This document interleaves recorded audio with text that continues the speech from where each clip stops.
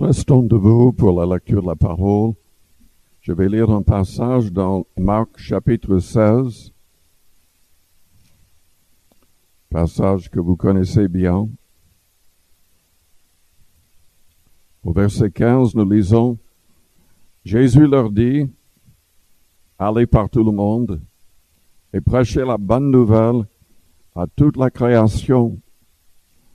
Celui qui croira et qui sera baptisé sera sauvé, et celui qui ne croira pas sera condamné. Voici les miracles qui accompagneront ceux qui auront cru. En mon nom, ils chasseront les démons, ils parleront de nouvelles langues, ils saisiront des serpents, s'ils boivent quelque breuvage mortel, il ne leur fera point de mal. Ils imposeront les mains aux malades, les malades seront guéris. Le Seigneur, après leur avoir parlé, fut enlevé au ciel, et il s'assit à la droite de Dieu, et ils s'en allèrent prêcher partout. Le Seigneur travaillait avec eux et confirmait la parole par les miracles qui l'accompagnaient. Ce soir, je voudrais parler de ce que le Seigneur désire accomplir en nous, pour nous et au travers de nous. Père céleste, nous te louons, nous te bénissons ce soir pour cette occasion que nous avons d'être ensemble, pour cette nuit de prière. Et je prie que tu changes véritablement nos cœurs, nos vies, que tous soient complètement libérés du pouvoir du péché. Aide-nous à être saints comme tu es saint. Sanctifie-nous, purifie-nous. Que ton Esprit Saint prenne toute la place dans nos cœurs et dans nos vies. Au nom de Jésus-Christ. Amen. Vous pouvez vous asseoir.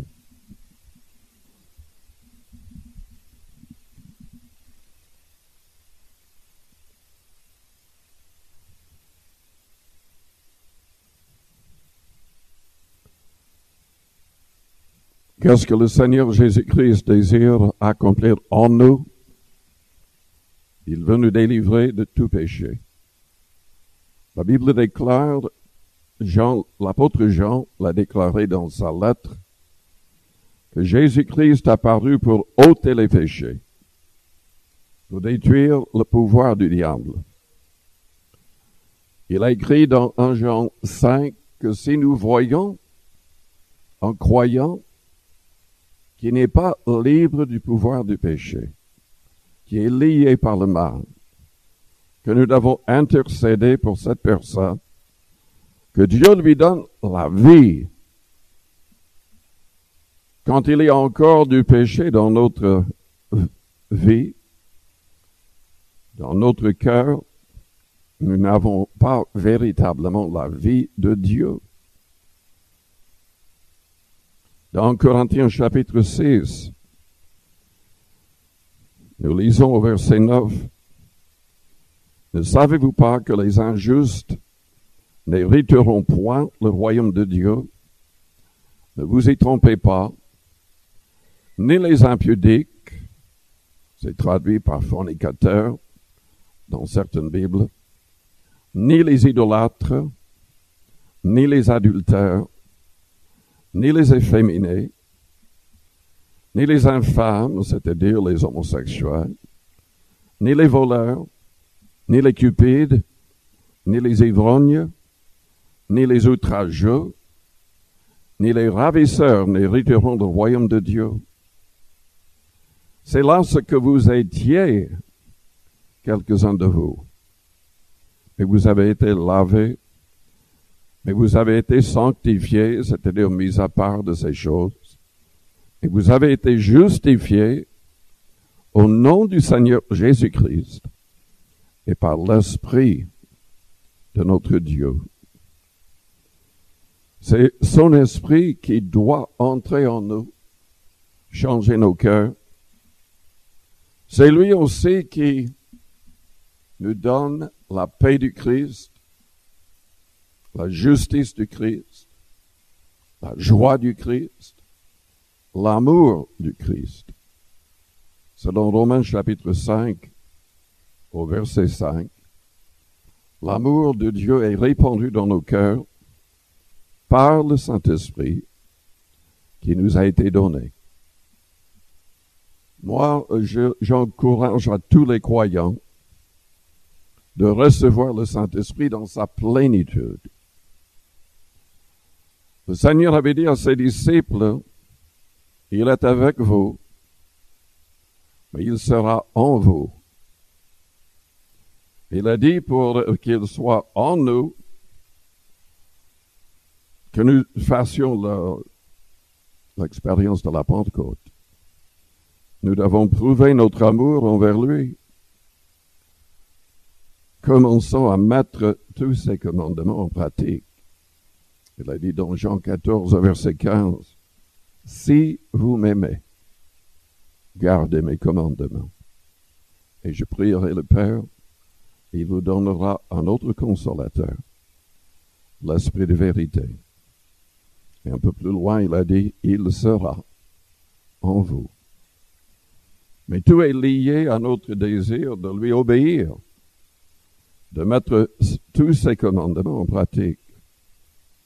Quand nous voulons véritablement obéir en tout, le Père et le Fils seront en contact avec nous par le Saint-Esprit. Jésus l'a souligné dans tout le chapitre 14 de l'Évangile selon Jean. C'est indispensable d'être libre de tout péché. Jean a écrit dans 1 Jean 5 et 4 que celui qui pêche est du diable. Il a dit la clé pour ne pas pécher, c'est de demeurer en Christ et que sa parole demeure en nous. Est-ce que vous êtes libre du pouvoir du péché? Le Seigneur a dit dans Jean 8, celui qui se livre au péché devient esclave du péché. Et si donc le Fils vous affranchit, vous serez réellement libre. Réellement libre. Qu'est-ce qui nous sauve? Pierre, dans Pierre 3, verset 21, disait, il parlait du baptême d'eau, mais il a dit ce qui sauve, c'est l'engagement de notre baptême. L'engagement de garder une bonne conscience. Celui qui est lié par le mal, qui n'a pas abandonné tout péché, n'a pas une bonne conscience. C'est quand on est libre qu'on a la conscience claire. Un cœur qui ne nous condamne pas. Et c'est son esprit, c'est sa parole qui libère. Mais une fois libéré, il va accomplir des choses glorieuses. Déjà, recevons le Saint-Esprit dans toute sa plénitude. Je suis convaincu moi-même que tout croyant peut et devrait recevoir le Saint-Esprit avec le signe de parler miraculeusement en d'autres langues. On remarque dans Actes chapitre 2, les 120 dans la chambre haute ont parlé en langue. Tous ont parlé en langue. Non pas quelques-uns, tous. Dans Acte 10, tous ont parlé en langue par le Saint-Esprit dans la maison de Corneille, pendant que Pierre prêchait.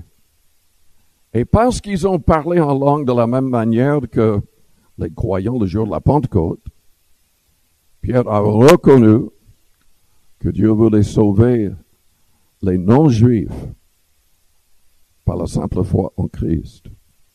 Et il les a baptisés d'eau. Dans Acte 19, Paul a trouvé 12 hommes déjà baptisés d'eau par Jean le Baptiste. Il n'avait pas été baptisé d'eau selon la parole de l'Église qui avait dit de baptiser au nom du Père, du Fils et du Saint-Esprit, selon l'autorité du Christ. Donc il les a rebaptisés d'eau, il leur a imposé les mains, et tous ont parlé en langue. Il y avait aussi ce jour-là des prophéties. Mais les prophéties ne peuvent pas être le signe, parce que n'importe qui peut aussi imiter ou simplement donner une prophétie qui n'est pas du Saint-Esprit. Et il y avait déjà des prophéties dans l'Ancien Testament, mais il n'avait jamais le parler en langue. Pierre a reconnu le parler en langue comme le signe pour les premiers non-juifs. Et en plus, dans Corinthiens 14, au verset, je crois que c'est le verset 4, Paul a dit, je veux que vous parliez tous en langue.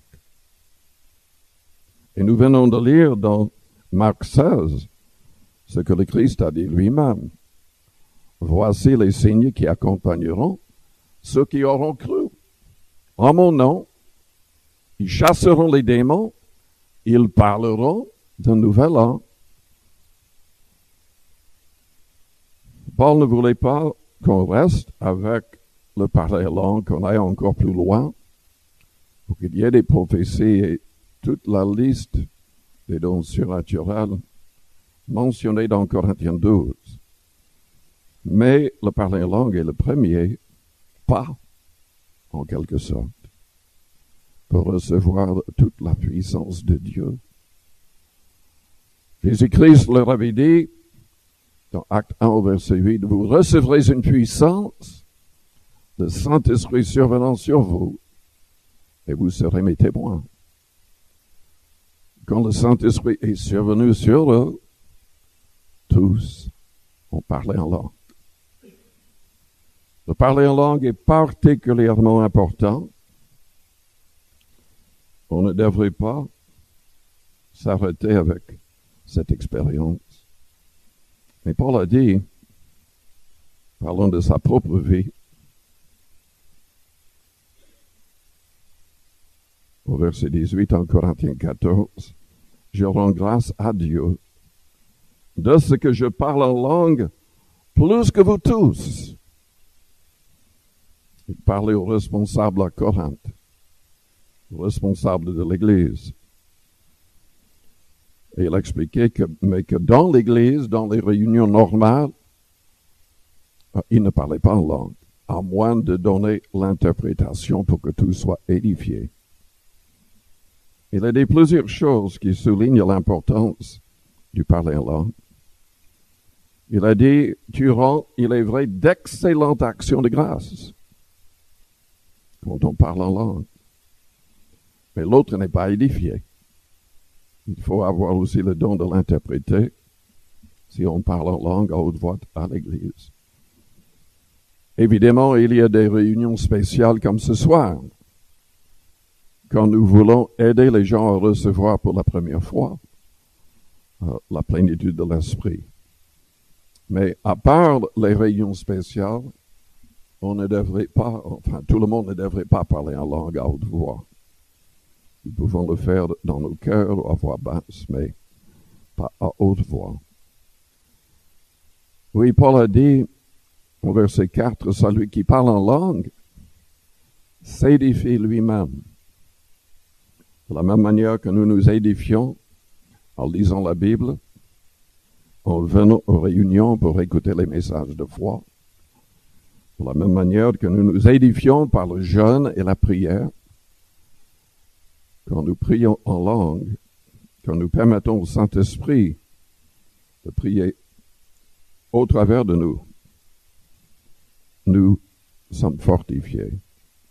Au verset 2, il a dit, celui qui parle en langue ne parle pas aux hommes, mais à Dieu, car personne ne le comprend. C'est un esprit qui dit des mystères. Pour le recueillement personnel, il y a ce parler en langue qui nous fortifie et qui n'est pas destiné aux autres. c'est-à-dire pour qu'ils écoutent. C'est entre nous et Dieu. Évidemment, il y a le don de la diversité des langues qui sera soit traduit ou peut-être que les personnes vont comprendre directement. Peut-être qu'il sera un message direct pour quelqu'un dans la salle. Il y a un livre, je ne l'ai pas, mais j'aimerais le commander. C'est un livre rempli de témoignages de toutes les personnes qui ont été touchées par le don des langues. C'est-à-dire quelqu'un qui a parlé en langue, un étranger qui entre dans la salle, il comprend la langue, et c'est Dieu qui parle directement à cette personne. C'est très fort. Mais il y a un mystère aussi, comme Paul dit, celui qui parle en langue ne parle pas aux hommes, mais à Dieu, car personne ne le comprend. C'est un esprit qui dit des mystères. Moi, je vois un parallèle aussi avec Romains chapitre 8, au verset 26. Là, Paul dit que le Saint-Esprit nous aide dans nos prières, que nous ne savons même pas comment prier. Mais il peut nous aider même par des soupirs inexprimables. Sans qu'on dise un seul mot, le Saint-Esprit voit ce qui est dans notre cœur, dans notre pensée, ce que nous voulons de la part de Dieu. Et lui-même, il intercède auprès de Dieu, au travers de nous. Et de la même manière, il le fait quand nous parlons en langue. J'ai partagé ce témoignage dans le passé, mais tout le monde n'était pas là. Je me suis converti sous le ministère d'un homme par le nom de Lester Sumrall. Il est maintenant avec le Seigneur, mais c'est quelqu'un qui a commencé un grand nombre d'églises dans différentes parties du monde, de très grandes églises. Il y a même une église aux Philippines avec 10 000 places qu'il a fait construire. D'ailleurs, avec l'aide de l'église où je me suis converti à Détroit. Mais il était en grave danger avec sa famille, missionnaire. Dans l'État d'Ohio, une femme était réveillée au milieu de la nuit. Il y avait la différence d'heure. Elle ne connaissait pas du tout Lester Sumrall. Mais elle a vu dans une vision que cette famille était en danger. Et elle a commencé à prier en langue. Elle a prié toute la nuit jusqu'à ce qu'elle ait la paix du Seigneur. Quelques années après, Lester Sumrall a été invité à prêcher dans son église. En écoutant, en regardant l'homme, elle s'est dit, mais c'est celui que j'ai vu dans ma vision. À la fin du message, elle s'est approchée, elle lui a parlé de ce qu'elle avait vu et tout le temps qu'elle avait passé priant en langue. Et en fait, oui, tout correspondait. Dieu avait sauvé toute la famille miraculeusement. Et cette femme a fait partie de ce mystère, de ce miracle.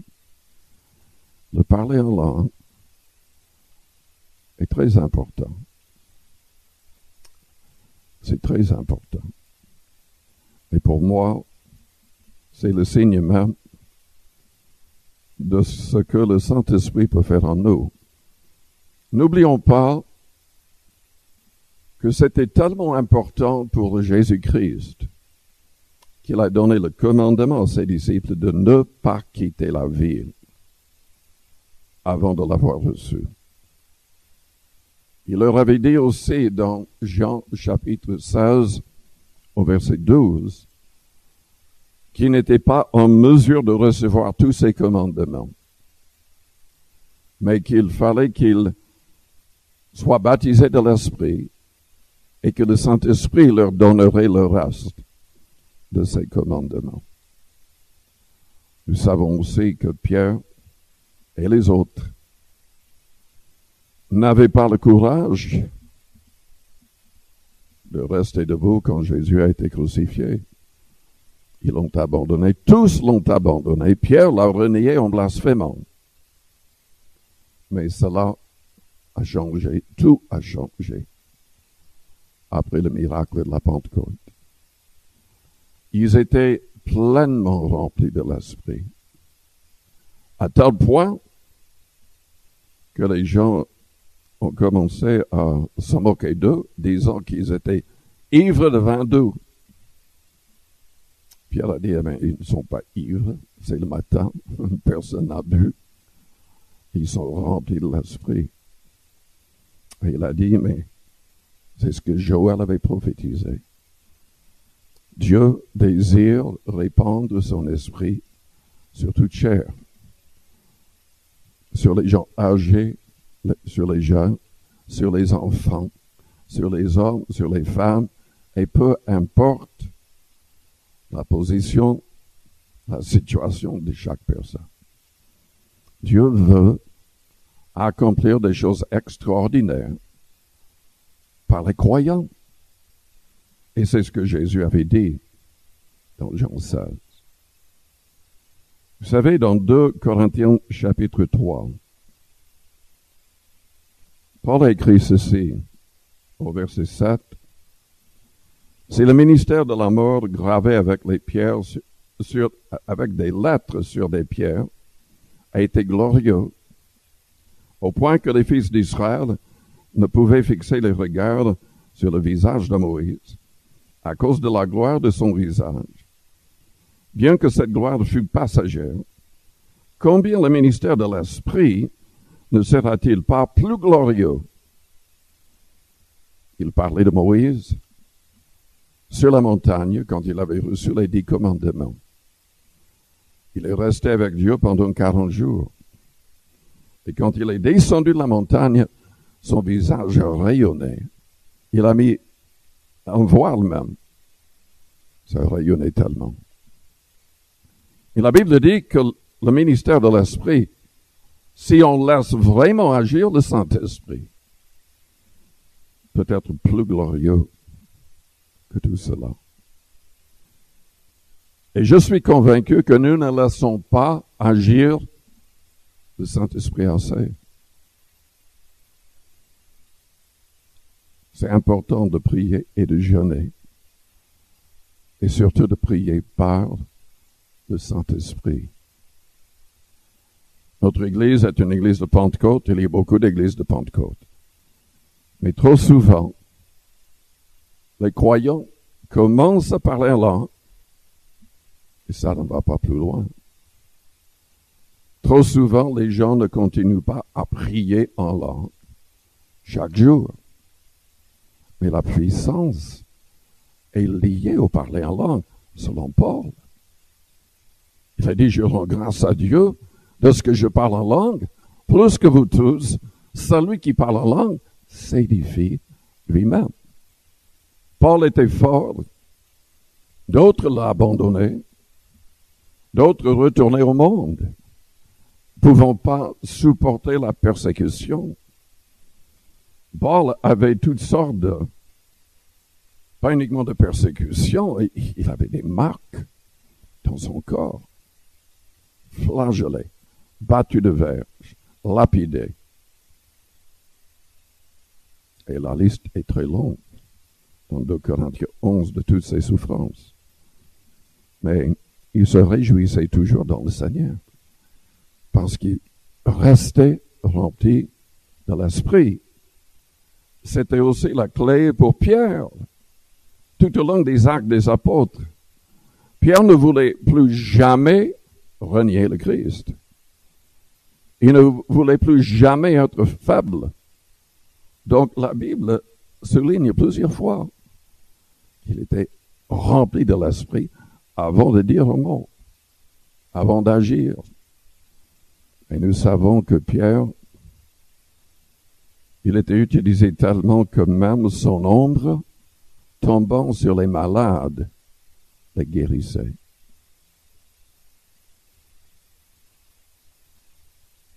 Est-ce que vous voulez être utilisé par le Seigneur? Est-ce que vous voulez que des gens soient sauvés grâce à vous? Grâce à votre obéissance? Recevez le Saint-Esprit. Restez éloignés de tout péché. Soyez saints, sanctifiés, c'est-à-dire mis à part. Et laissez agir le Saint-Esprit.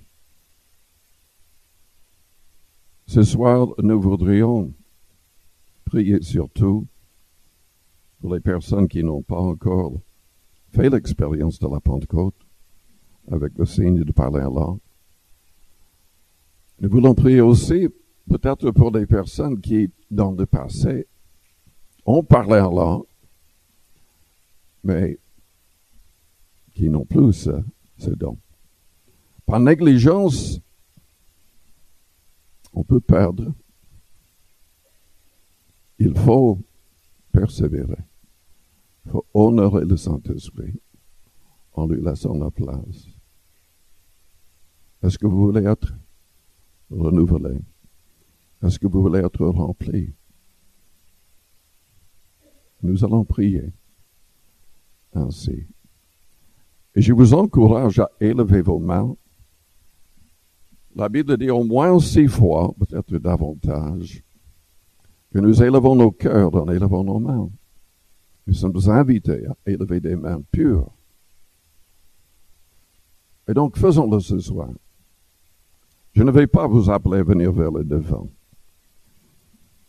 Mais tout au long de cette nuit, si vous n'avez pas fait l'expérience de Pentecôte, si vous n'avez jamais parlé en langue, demandez au Saint-Esprit de prendre la place. Et n'ayez pas peur d'exprimer ce que vous ne comprendrez pas. Parce que Paul est très clair, au départ, quand on parle en langue, on ne comprend pas le sens. Mais le parler en langue exprime quand même l'amour que nous avons dans notre cœur pour le Seigneur. C'est une louange. C'est une adoration. Laissez-le agir. Amen. Élevons nos mains. Élevons nos cœurs. Et adorons Dieu. Adorons le Seigneur Jésus-Christ. Père Céleste, je prie pour toute personne ici ce soir. Nous avons besoin de toi. Sans toi, nous ne pouvons rien faire. Nous avons besoin de ton Esprit Saint agissant en nous. Je prie pour tous les croyants ce soir. Tu veux guérir les malades. Tu veux chasser les démons. Tu veux nous protéger. Par ton esprit, tu veux agir. Seigneur, enlève tout péché de nos cœurs et de nos vies. Seigneur, s'il y a des personnes ici qui sont liées par le mal, liées par des habitudes mauvaises, libère-les au nom de Jésus-Christ. Seigneur, chasse tout esprit mauvais. Que ton Esprit Saint règne en nous. Que ton Esprit Saint règne dans ce lieu. Au nom du Seigneur Jésus. Alléluia.